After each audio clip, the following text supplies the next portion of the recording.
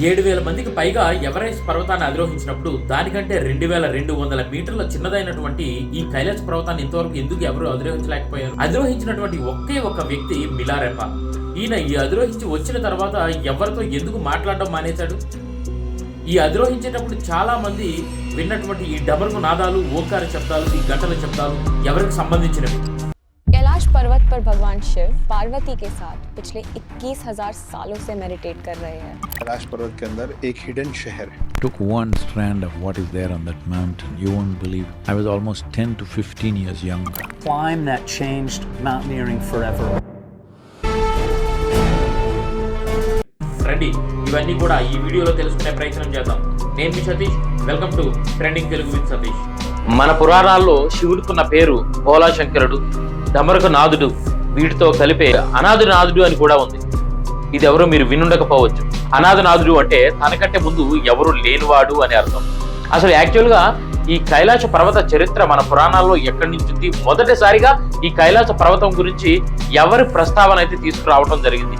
ఎవరి ప్రస్తావనలో మొదటిసారిగా ఈ పర్వతం గురించి బయటికి రావడం జరిగింది అనే విషయాల్లోకి వెళ్ళినట్టయితే, మన పురాణాల్లోకి వెళ్ళినట్టయితే త్రేతాయుగ కాలంలో మొదటగా ఈ కైలాస పర్వత ప్రస్తావన మొదటగా తీసుకొచ్చిందైతే సుగ్రీవుడు. యాక్చువల్గా శ్రీరాముడు వాలిని చంపిన తర్వాత ప్రపంచ యాత్ర చేయమని చెప్పి వానరసేనకైతే ఆదేశాలు ఇవ్వడం జరుగుతుంది.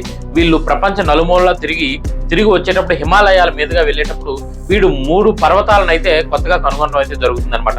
ఈ 3 పర్వతాల పేరు కాల, సుదర్శన, కాలశక అనే 3 పర్వతాలను అయితే కనుగొనడం జరుగుతుంది.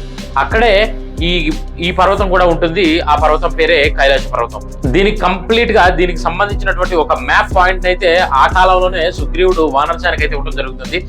ఈ సుగ్రీవుడు ఇచ్చినటువంటి పక్క ఈ మ్యాప్ పాయింట్ లోనే కైలాస పర్వతం అయితే ఉండటం జరుగుతుంది అనమాట. ఈ పర్వతానికి ఉన్న మరొక పేరే పురాణాల్లో మీరు చూసుకున్నట్టయితే మేరు పర్వతం అనే ఉండటం జరుగుతుంది.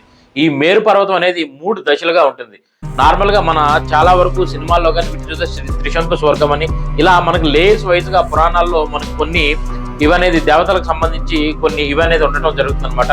అవన్నీ కూడా ఈ మేరు పర్వతం మీదే ఉన్నాయని చెప్పేసి కొన్ని పురాణాలు అయితే మనకు చెప్పడం జరుగుతుంది. రామాయణ మహాభారతాల్లో మీరు చూసుకున్నట్టయితే ఈ మేరు పర్వతం మీదుగా స్వర్గానికి నరకానికి దారి ఉండటం అయితే ఉంది అని చెప్పేసి మన పురాణాల్లో చాలా క్లియర్ గా వివరించడం అయితే జరిగింది. ఈ దారిని కనుక్కుంటూనే పాండవులు అందరూ కూడా స్వర్గానికి దారి అని చెప్పి ఈ కైలాస పర్వతం మీదుగా వెళ్ళడం జరిగిందని, కానీ చివరిగా ధర్మరాజు వెంట వచ్చినటువంటి ఒక శునకం అంటే ఒక కుక్క మాత్రమే స్వర్గానికి చేరగలిగారు అని చెప్పేసి మనకు పురాణాలు అయితే చెప్పడం జరుగుతుంది.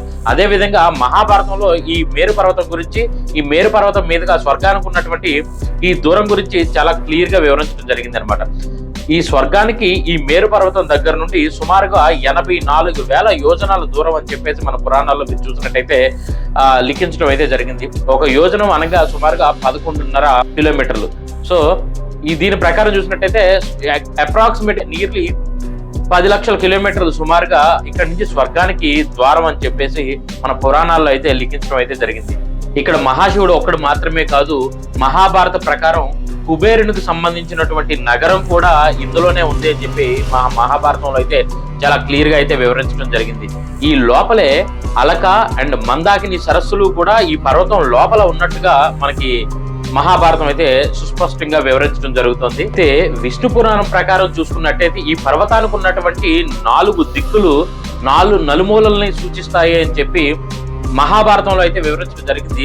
దీనికి తగ్గట్టుగానే ఈ పర్వతం దగ్గరికి మీరు వెళ్ళినట్టయితే ఈ పర్వతం 4 కోణాలతో అయితే ఉండటం జరుగుతుంది అనమాట. ఈ క్యాంపస్ గాని మీరు తీసుకున్నట్టయితే కంప్లీట్ గా 4 కోణాలు ఏవైతే ఉన్నాయో ఈ 4 కోణాలని ఈ క్యాంపస్ అయితే కరెక్ట్ గా 4 కోణాల్లోనైతే నిలబడడం జరుగుతుంది. ఈ north and south, east, west లో కూడా ఎగ్జాక్ట్ గా ఈ కాంపస్ తాలూకా ఇవి ఎక్కడైతే సూచిస్తుందో అక్కడే ఈ 4 మూలలో కూడా ఉండటం జరుగుతూ ఉంది. ఈ మౌంట్ కైలాస్ కి సంబంధించి కొన్ని మిస్టరీస్ మీరు చూసినట్టయితే ఇది కంప్లీట్ గా మన ఎర్త్ కి సెంటర్ లో అయితే ఉండటం జరుగుతుంది. లాస్ట్ టైం మనకు చెప్పినట్టుగా స్టోన్ హెజ్ నుండి 6,666 కిలోమీటర్లు, అలాగే నార్త్ పోల్ నుంచి కూడా సేమ్ డిస్టెన్స్, అలాగే అక్కడి నుంచి సౌత్ పోల్ మీరు చూసుకున్నట్టయితే 13,332 కిలోమీటర్ల దూరంలో అయితే ఉండటం జరుగుతుందని మన కింది వీడియోలో అయితే చెప్పుకోవడం జరిగింది అనమాట. సో ఈ కంప్లీట్ గా ఈ సెంటర్ లో ఉండటం వల్ల దీన్ని యాక్సిస్ ముండి అని కూడా పిలుస్తూ ఉంటారు. కంప్లీట్ గా ఎర్త్ కి ఒక సెంటర్ పాయింట్ గా అయితే నిలవడం జరిగింది. అందువల్ల ఈ పర్వతానికి ఇంత విశిష్టత అయితే చేకూరిందని కూడా చెప్పొచ్చు. 1980లో చైనా కంప్లీట్ గా ఈ రెయిన్ హోల్స్ అనే ఒక వ్యక్తిని అయితే పైకి పంపించడం జరిగింది. తను వచ్చిన తర్వాత కంప్లీట్ ఎవరిని పంపించొద్దని చెప్పేసి చైనాకి అయితే వార్న్ చేయడం జరిగింది. అప్పటి నుంచి కూడా చైనా దీనిపైకి ఎవరిని అయితే పంపించలేదన్నమాట. తర్వాత మీకు లాస్ట్ వీడియోలో మీరు చూసినట్టయితే ఒక హెలికాప్టర్ పంపించడం జరిగిందని, చుట్టుపక్కల ఉన్నటువంటి వాతావరణ పరిస్థితుల ప్రభావం, చుట్టుపక్కల ఒక్కసారిగా నల్ల మేఘాలు అనేవి కమ్ముకోవడం, కంప్లీట్ గా రాడార్ చెడిపోవడం వల్ల కంప్లీట్ గా ఇంకా ఈ తాలూకా ఈ యాత్రను అయితే విరమించుకొని ఇండియా అండ్ చైనా టిబెట్లు కూడా కంప్లీట్ గా ఈ మౌంట్ కైలాష్ క్లైంబింగ్ అయితే కంప్లీట్ గా బ్యాన్ చేయడం జరిగింది. అయితే ఇప్పుడు ఇండియాలో మనందరికీ కూడా ఈ మౌంట్ కైలాష్ అనేది చాలా ప్రసిద్ధమైనటువంటి, చాలా ప్రముఖమైనటువంటి ప్రదేశం. మనందరికీ కూడా ఈ పైన ఉండేటువంటి ఈ శివునికి సంబంధించినది అని చెప్పేసి మనం తరతరాలుగా మనం నమ్ముతూ మనం పూజిస్తూ వస్తున్నటువంటి ఒక ప్రముఖ పవిత్రమైనటువంటి ప్రదేశం మనందరికీ కూడా. సో మరి టిబెట్ లేదు అంటే ఈ చైనా అంటే మనకంటే హిందూ రిలీజియన్ ఉంది కాబట్టి, సో అక్కడ హిందూ రిలీజియన్ అనేది లేదు. ఈ టిబెట్ లో కూడా బుద్ధిస్టులు వీళ్ళంతా కూడా ఉంటారు కాబట్టి, సో వీళ్ళు ఎందుకు ఇంత పవిత్రంగా వీళ్ళు చూస్తున్నారు అని చెప్పినట్టయితే కంప్లీట్ గా మనం కొంతవరకు వెనక్కి వెళ్ళినట్టయితే బుద్ధిస్టులు అందరూ కూడా ఈ తాలూకా మనం పూజించినటువంటి ఈ మౌంట్ కైలాష్ నే వీళ్ళు మేరు పర్వతంగా పూజించడం జరుగుతుంది అనమాట. ఈ బుద్ధిస్టులు కూడా ఇది చాలా పవిత్రమైన ప్రదేశం. అలాగే జైనుల గురించి ప్రస్తావన తీసుకొచ్చినట్టయితే జైనులకు సంబంధించినటువంటి రిషభనాథుడు అంటే వాళ్ళకు ఉన్నటువంటి జైనులకు ఉన్నటువంటి మూల పురుషుడు రిషభనాథుడు. ఈ రిషభనాథుడికి కూడా ఇక్కడే మోక్షం కలిగింది అని చెప్పేసి వాళ్ళు ఆ పరంగా నమ్మడం అయితే జరుగుతుంది అనమాట. అంటే 5 కోట్ల సంవత్సరాల క్రిందట మన ఇండియన్ సబ్ కాంటినెంట్ అనేది ఆఫ్రికా నుంచి విడిపోయి యురేషియన్ ప్లేట్ తో ఢీకొనేటప్పుడు ఈ తాలూకా ల్యాండ్ స్లైడింగ్ వల్ల ఏర్పడినవే హిమాలయాలు. కానీ ఇది ఆ టైంలో ఏర్పడింది కాదు అని శాస్త్రవేత్తలు అయితే తీర్మానించడం జరిగింది. ఇది కంప్లీట్ గా ఒక మ్యాన్ మేడ్ పిరమిడ్ అని చెప్పేసి. దీనికి మరింత నమ్మకాన్ని చేకూర్చే విధంగా పైన ఉన్నటువంటి 2 సరస్సుల గురించి చెప్పుకున్నాం. ఒకటి వచ్చేసి మానస సరోవర్ అనే సరస్సు, రెండోది వచ్చేసి రాక్షస్ స్థల అనే సరస్సు. ఈ మానస సరోవర్ అనే సరస్సు ఈ గ్లేషియర్స్ ఆ పైన ఏవైతే ఉన్నాయో ఈ మంచు పలకలు కరిగి వచ్చిన వాటర్ అనమాట. చాలా తీయగా చాలా తాగగదిగే విధంగా ఉంటుంది అనమాట ఈ వాటర్. అయితే ఈ రాక్షస స్థలం అనేది ఏంటంటే పురాణాల్లో మనం చూసినట్టయితే ఈ శివుని తాలూకా దర్శనం కోసం, శివుని దర్శించడం కోసం రావణాసురుడు ఘోర తపస్సును అయితే చేయడం జరిగింది అనమాట. ఈ ఘోర తపస్సు చేసే విధంలో మీరు పాత సినిమాల్లో కానీ లేదంటే బుక్స్ లో మీరు చదివే ఉంటారు. మన పురాణాలు తెలిసినట్టయితే మీకు అవగాహన ఉండే ఉంటుంది ఈ విషయం పైన. కంప్లీట్ గా రావణుడు తన 10 తలలను నరుక్కొని శివునికి అర్పిస్తాడనమాట. ఈ అర్పించే సమయంలోనే శివుని తాలూకా మోక్షం జరుగుతుంది. ఈ 10 తలలు నరుక్కున్న సమయంలో ఆయన తాలూకా రక్తం పారి ఈ రాక్షస స్థలం అనే సరస్సులో కలవటం వల్ల ఇది కంప్లీట్ గా ఆ రాక్షస లక్షణాలతో ఈ రోజుకి కూడా ఉంది అని చెప్పేసి పురాణాలు అయితే చెప్తున్నాయి. మీరు ఇంకొక విషయం చూసుకున్నట్టయితే ఈ కంప్లీట్ గా ఈ గూగుల్ మ్యాప్స్ లో కానీ లేదంటే మౌంట్ కైలాస్ కు సంబంధించినటువంటి కొన్ని ఫొటోస్ లో మీరు గమనించినట్టయితే ఒకవైపు కంప్లీట్ గా ఓంకారం అనే శబ్దం అయితే ఉండటం జరుగుతుంది. సో మీరు గమనించండి దాన్ని. సో ఓంకారం శబ్దం అనగానే ఈ ఓంకార రూపం అనగానే ఎవరికి సంబంధించిందంటే దేవదేవుడైనటువంటి శివునికి సంబంధించిందే ఈ ఓంకార రూపం. అలాగే ఈ పర్వతం పైకి ఎక్కుతున్నటువంటి చాలా మంది ఆల్రెడీ చాలా ప్రయత్నాలు అయితే చేశారు కదా పైకి వెళ్ళటానికి. ఈ ఎక్కుతూ ఉండేటప్పుడు వీళ్ళందరికీ కూడా కొన్ని డమరుకు నాదాలు, గంటల శబ్దాలు, అలాగే ఓంకార శబ్దాలు కూడా వినపడటం మేము చూసాం, మేము గమనించామని చెప్పేసి వినితిరగడం అయితే చాలా మంది జరిగిందనమాట. అప్పటి నుంచి కూడా కంప్లీట్ గా చైనా కానీ ఇండియా అయితే ఎప్పుడో బ్యాన్ చేసింది పైకి వెళ్ళే దీన్ని. సో చైనా కూడా అప్పటి నుంచి ఇవన్నీ వాళ్ళ ప్రయత్నాలు కంప్లీట్ గా చేసిన తర్వాత వాళ్ళు కూడా ఒక నమ్మకానికి వచ్చిన తర్వాత ఈ కంప్లీట్ గా ఈ మౌంట్ కైలాష్ క్లైంబింగ్ అయితే కంప్లీట్ గా బ్యాన్ చేసింది అనమాట.